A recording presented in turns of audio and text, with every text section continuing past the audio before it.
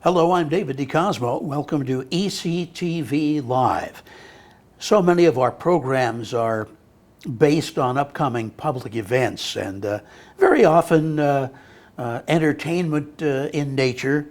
Every now and then, though, it's appropriate to have a little bit more serious subject matter. And such is the case today. We welcome back to our program Kathy Wallace of the Northeast Pennsylvania Suicide Prevention Initiative. Suicide is not a subject that is talked about very much, and that, Kathy, is part of the problem, is it not? Yes, it is, and that's why these shows are so wonderful. We always say that suicide, everybody has a role in it, and so you're doing your role today by having our topic on. The stigma of suicide is getting better. People do talk about it more, much more than they used to. And you know where we see it a lot when we do a health fair and we have a table with suicide prevention information on it. Usually people would see that and go right by it, and now so many people stop and share their stories because it touches so many people.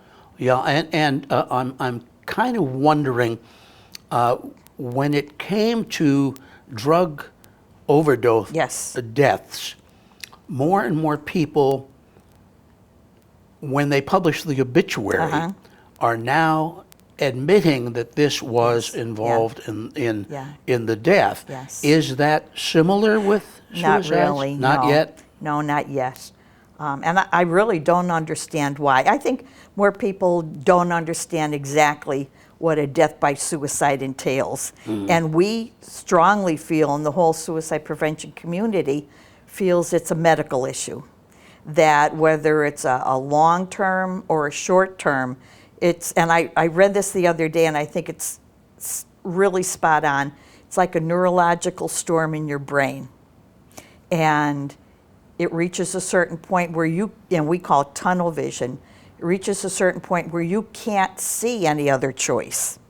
And my friend Carrie Bentler, who is an attempt survivor, and she's very public about it, she explains it as, before she gets to that tunnel vision, she thinks, about her daughter, she thinks about her family, her friends, but she truly believes that they would be better off without her. And I've heard that from so many people that have attempted or who have what we call suicidal ideation, that they really, really feel that they're going to be a burden. And suicide is so many times closely tied in with addictions. And even people in addiction, which have a much higher rate of suicide, they think, I'm tired of living like this. I'm tired of putting my family through this. And so this is the best thing to do. And now with the opioid crisis, how many are suicides and how many are accidental overdoses? Sure. And most of the time you really don't know unless someone leaves a note. Well, from a news media point of view, our policy always was, wherever I worked, that if a suicide were the cause of a death, that was not mentioned. Yes. There were exceptions. There were times when you could not avoid pointing it out, and usually that was the case if the person were extremely prominent. Yes. Or if the action itself took place in a public place. Remember the case? Some of you may not. It's so long ago now, but Bud Dwyer. I remember you telling me about this. Bud Dwyer, very famous Pennsylvania official. I believe he was the Treasury Secretary, and I may be wrong on that, and was convicted of a crime, was about to be sentenced, and I knew him through interviews, felt he was a very, very reasonable and I always felt he was a very honest man. And he held a news conference prior to his sentencing and had an envelope that he showed to the media after he read a statement, and he pulled out a revolver from that envelope and took his own life on camera, as it were. So, obviously in that case you could not avoid talking about how the death took place. We're very lucky because more and more people are talking about it, and more people who've lost someone to suicide are becoming wonderful advocates for suicide prevention. So they do share their story, they do make it public, and it's wonderful because it means they're not ashamed of it. No. They understand that it's not, those myths of weak character or attention seeking or whatever, that they realize that their loved one was in a great deal of pain. I think we began hearing a lot more about the problem of suicide when it became very prevalent among veterans Yes. returning from Yes. Yeah. abroad Yes. with post-traumatic stress Yes. syndrome. And we learned that those figures, by the way, I think continue to grow. Yes. The Air Force had a wonderful suicide prevention program a few years ago, and their numbers went really down, but lately they're back up again. And I think maybe they become too complacent with that program. And you can imagine how hard it is to be in the service or a doctor, which they have a very high prevalence of suicide. Med student, they have high prevalence. Is that right? A very, very high prevalence because of the stress, the pressure. In fact, there's even a website for medical students who die by suicide. But it's really, people are talking about it more. They are coming forward with it. And so the military suicides, as I was saying, it has to be hard that if I want to make this my career, then I don't want to tell somebody I may be impaired somewhat right now.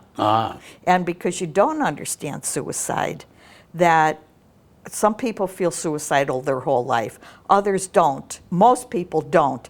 It's a temporary thing. We wish we could say it's temporary because they get help. And I think that's the best suicide prevention message is please tell someone, please ask for help. And so it's hard for people to come forward. And that's why in all our programs and all our trainings, we want people to understand the warning signs.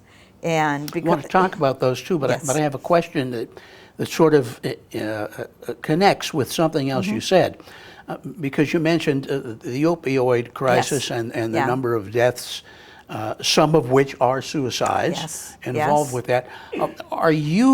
Does your agency, does your organization try to work at all with these other organizations that have their own separate niche? That is, some deal with opioids, you deal with Yeah. suicide. It seems to me there's a door open, or Yeah. should be open there to There work should together. be, and that's the key word, should be. Not yet, It's like though. silos. We are working much closer with the Veterans Administration. All right. In fact, they're doing much more in the community. We just had our walk last Saturday, and we had a table with someone from the VA there. And they have, for those of you who are interested in suicide prevention, they have wonderful resources online. The VA? Free, yes, free resources. Rocky Mountain VA, we did a program 2 years ago with the district attorney's office. Shane, at that time, was the district attorney. And we got, I think, 2,500 free gun locks, cable gun locks, with the National Suicide Crisis Line on them from the VA. Oh. And then the medical college and Shane's office bought medical lock boxes, once again for the overdoses. Trying to control. Trying to control, yeah. Recently, I went to the commissioners' work meeting and to the commissioners asking them to start a Lackawanna County Suicide Prevention Task Force because we don't get support from the county mental health office here, the drug and alcohol office. We get tremendous support from the coroner, and he sees the overlapping. And so we're asking them to have a task force where these agencies come together. And I think that would be very it's wonderful. positive. Wayne County has a very active one. In fact, they have their walk. Let me put in a plug. They have their walk on September 28th, on Saturday, up at Wallenpaupack High School. And Luzerne County has a very active one. They do a lot with the schools down in Luzerne County. Now, let me ask about these walks. Yes. Normally when we have a walk or a run, it's to raise money for a particular cause. Yes. So you have these various walks, your Yes. agency and some of your Yes. counterparts. Yes. Who participates Okay. and how are they beneficial? We have our walk. Usually it's the Saturday after the Italian festival. Oh, yes. And I have to give a plug. Jerry for All Seasons does the tents for the festival. Okay. And they leave that great big one up free of charge For you. for us. Yes. And it is a fundraiser. We don't charge people to come. There's no entrance fee, but we ask for donations. I see. And another plug, and this just shows you the community involvement. Dan O'Rourke has a fundraiser every year in memory of his son Colin, who died by suicide, and it's called Ski for Colin, and he gives us a wonderful check every year. So this year he gave us a check for $3,000, Wow. and over the last 5 years, I think it is, he must have given us almost $17,000 Wow. to do suicide prevention activities. Wilkes-Barre has a walk, but it's a national walk, and so they see no funding, I see. nor any programs from their walk. We used to And belong to them, but we left. Yeah, and I guess it's important to note that the efforts that you make Yes. in attempting to try to prevent suicide Yes. are expensive. Yes, they are.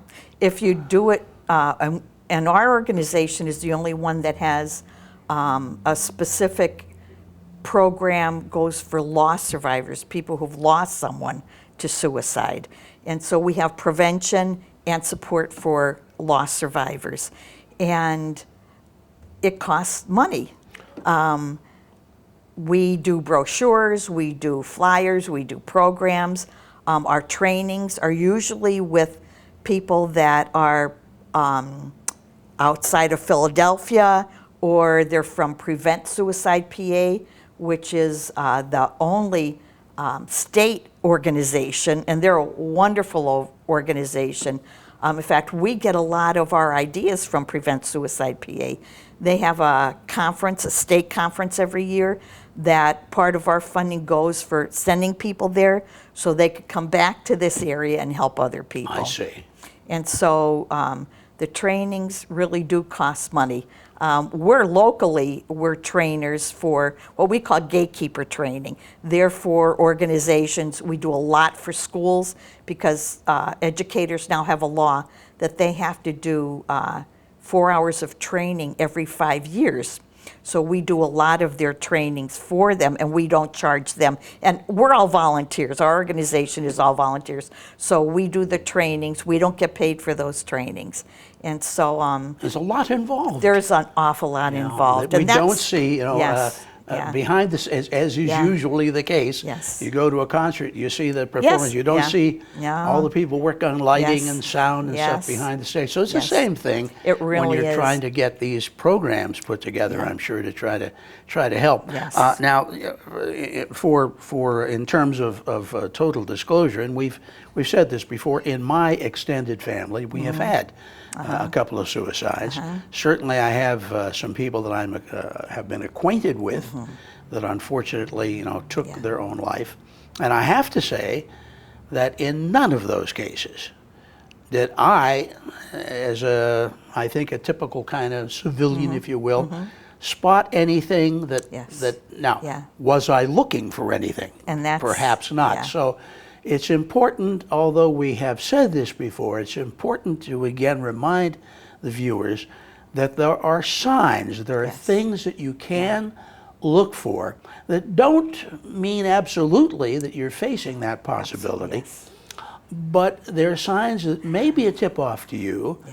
that perhaps some type of intervention might be needed Yes. and might be warranted. So, Kathy, what, we've got people watching who are in a home and you know the thought, Yes. it can't happen Yes. to me. It'll never happen in my family. Yeah. That's what everybody Yeah, thinks. and then it does. And then it does, unfortunately. So- and everyone starts out by saying, suicide was just another word to us. And now it's changed, and you're never going to be the same. No, You're no. never going to be. So the warning signs, primarily if you see a change in someone. If somebody's usually going places and doing things and all of a sudden they're not, they're isolating themselves more. People who have sleep problems, especially older adults. And that's kind of a normal part I of would think so, sometimes. yeah. But if you don't sleep for a while, it could really change the chemistry in your brain. So that's a red flag. Irritability is a big one. Are you talking about sudden irritability? Yes, yes. So, although, once again, there are some people, not a lot, that have suicidal ideation all the time. Usually, if you're diagnosed with bipolar or depression, major depression, not everyone who has these mental health disorders becomes suicidal. I think that's important. But you look at the risk signs. If somebody is going through a divorce, especially men, young men who are going through a divorce, it's so much stress and it's so much trauma. And I think that's one thing that we really look for is any history of trauma. You could be bullied terribly in 4th grade and think about suicide as a child, but not act on it. And then you're 30, you're going through a divorce, and all of a sudden you're suicidal. It seems all of a sudden. And so there are a number of warning signs, and I'm so happy to hear you say it doesn't mean that someone's suicidal. Right. But it does, go with your gut.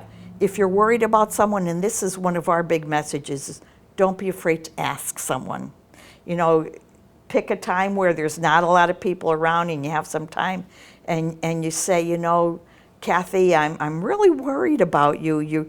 And tell them why, what changes you've seen. You know, you're not as up, you're more depressed, you're more negative. Sometimes when people are feeling this way, Kathy, they're thinking of ending their life. Have you ever thought of that? Don't be afraid to ask. You're not going to put it in someone's head. It's not an easy thing to ask. No, I wouldn't think so. It's absolutely not. And so that and lethal means. If you're concerned about someone, ask them. Make sure your guns are locked up. If someone is sharing that they're feeling suicidal or they're having thoughts, it doesn't necessarily mean they have to go to a hospital. And I think a lot of people don't share their thoughts because they think that's what's going to happen. And that's not always the case, that you're going to end up in a hospital. If you need to be in a hospital, that's the best place for you. But if you're feeling suicidal, share that. Please remove guns from your home, remove ammunition even, negotiate with the gun owner. Unfortunately, that's one of the highest rates of suicide is the means is through guns. And if the gun's not there, and even the cable locks, someone would say, well, you just get a cable cutter and cut them. But anything that slows someone down, that it gives an opportunity for those people to change their mind, or gives an opportunity for someone to come and interrupt that thought. I have to tell you that in all my years in broadcasting, my proudest moment came about 2 years ago when I got a call from Chief Garrity of the South Abington Township Police Department. He's a very prominent suicide prevention. I was in the Wildwood, bridge. New Jersey at the time, and he said, Dave, I hadn't talked with him for a couple of years. Just wanted to let you know that today you helped save a life. And it goes back to a series of stories that I did at Channel 22 about the need for a huge bridge, a huge fence on what they call the Freedom Bridge on the Pennsylvania Turnpike. And Chief Garrity was promoting that. I suppose I sort of helped promote it by virtue of my stories. And that particular day, a woman was seen on the bridge, and she admitted she had gone there to take her own life, but couldn't because of the fence that was there. So of all the things I did, I'm so proud. And very few people get that call because people don't know if they've helped someone or not. So that's wonderful. Yeah, no, I mean, it meant the world to me to get that And that's call. one thing about suicide that people don't understand. They think if you're feeling suicidal, your mind won't ever change. That, once you think it, you're going to do it. And that is so untrue. Even people who have long-term thoughts of suicide or who've had attempts, they could always benefit by someone asking them. And we've learned that from people who have been suicidal. Kathy, this is a tough one statistically, I guess, but if a person has a thought of suicide, do they often comment on that thought in some way, shape, or form? They do, but it's like you had said in the beginning of the program, you may not recognize it. Because how many times do you hear someone say, oh, I can't go on like this anymore, or boy, I wish, something that alludes to, it'd be better off, I'd be better off dead than doing this. And so you either don't take it seriously or you're afraid to say something. But in hindsight, most people do, absolutely do. Now, if someone were to be watching this, Yes. and they have some sort of fear that a person in their family, a person that they have who's a friend, may possibly be thinking of suicide, but they themselves are afraid to Yes. intervene, Yeah. can they seek out someone else to intervene for them? Absolutely. Anybody who could ask that question, it's better than not, because people don't want to die. I think that's important, and it may be a cliche because you hear it a lot. They want to end the pain that they're feeling, Yeah. that emotional Yeah. pain, and so they want intervention. There are some people that have a serious suicide attempt, live, and then go on to have another attempt. But on the whole, like 90% of the people that attempt, they get help. If somebody knows about it, there's a lot of attempts that people don't even know about. That would be, I would think, a real problem because, And that's a lot of teenagers too. Teenagers may have some attempts that no one knows about. And if you are friends with a school counselor, ask them how many kids they see in their office every week. Is there a that most comes down. vulnerable age group with regard to suicide? Teenagers are very impulsive, so I would say they are very vulnerable because they don't have the experience to think, well, this is going to get better. They feel things so intensely. They're embarrassed much more easily, and now with social media, it's much, much worse. Is that, much I was worse. just going to ask whether Much that worse. might be a... It's very powerful, hearing somebody's, and unfortunately, kids still don't get it. So some kids will say, oh, why don't you go kill yourself if it's so bad? And they really don't realize. On the other hand, would paying attention to social media also be perhaps the tip-off that one needs Yes. that a friend or a relative is so inclined?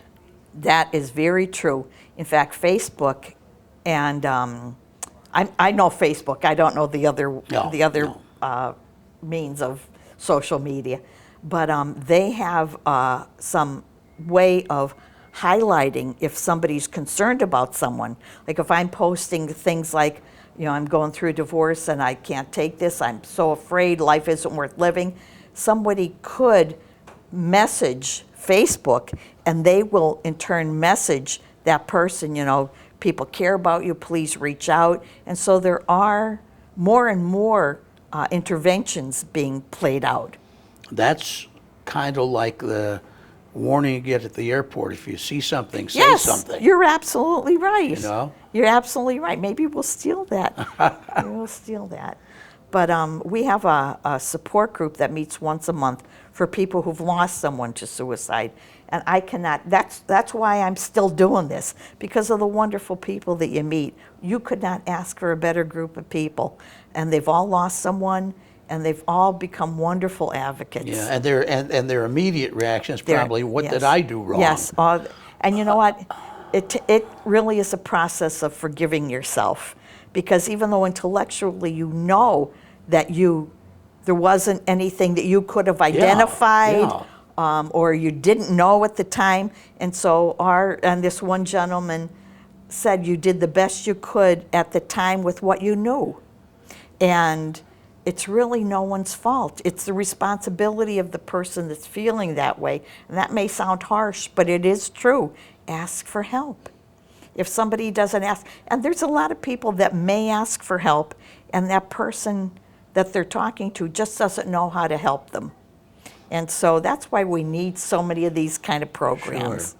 You indicated before we went on the air today that there is a hotline Yes. that is available for people, and that is obviously a great tool, Yes. but that there's a chance that that might even be enhanced. Let's Yes. back up. What about the hotline, first of all? And let me get this right. It's Okay. 1-800-273-8255.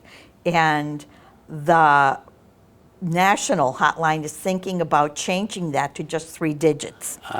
I think it's 933, but we'll have to wait and see that. So if somebody, and we have resource cards that we hand out all the time. You put in your wallet with the number in it, but not everybody has one, obviously, or can remember that number. So if you're thinking about suicide, or if you're worried even about someone, you could call that number and talk to someone who's trained.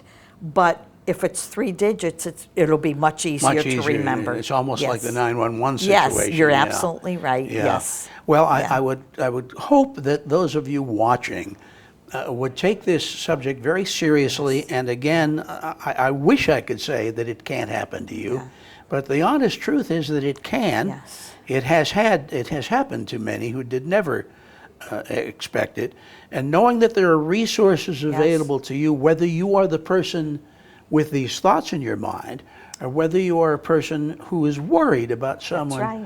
to whom you're attached, please take the action. And I guess the best way, Kathy, is that hotline, or I think the crisis line is wonderful. Locally, we may have what they call a crisis line, but really is an answering service. I see. And it makes me angry when they say it's a crisis line, because you get someone locally and they can't talk to you for an hour. You know, they talk to you and then they usually end up sending you to a hospital. So the hotline is The still available. hotline to Once me again, is that much number? more meaningful. 1-800-273-8255. And there's a text line the last 2 years, which is great. 741-741. For those people that are afraid to call and talk to someone, they could text someone. 741-741. 741-741, and a counselor will come. And I've done that just to make sure it was legit. And it said, you know, would you like to talk to someone? And it's immediate. Oh, and that's for great. teenagers, it's confidential, it's anonymous, nobody's going to show up at your door. And all the teens text today. And anyways. all the teens text. Kathy Wallace, thank you so much. thank you. Again, a tough subject, but it's Yeah. one that has to be discussed if we're going to get anywhere in Yes. trying to prevent Yes. them. So thanks for Thank you so coming much, back on the David. show. I'm David DeCosmo for ECTV Live. Until we see you again next week, here's hoping all your news is good.